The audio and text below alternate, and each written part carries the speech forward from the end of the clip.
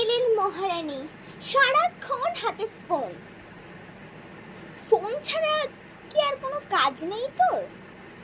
পাশের বাড়ি বর্ষা থেকেও তো কিছু শিখতে পারিস।